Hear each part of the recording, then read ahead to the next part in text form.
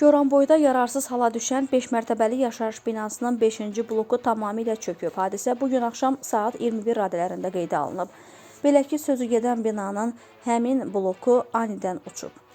Hadisə nəticəsində xəsarət alan olmayıb. Əraziyə Goranboy rayon İcra Hakimiyyətinin başçısı Məhərrəm Quliyev, Fövqəladə Hallar Nazirliyi Aran Regional Mərkəzinin rəisi polkovnik leytenant Ramin Orucov, rayon polis şöbəsinin əməkdaşları və digər aidiyyatı qurumların nümayəndələri, həmçinin Fövqəladə Hallar Nazirliyinin Dövlət Yanğından Mühafizə Xidmətinin Goranboy rayon Dövlət Yanğından Mühafizə hissəsinin yanğın söndürənləri də cəlb edilib.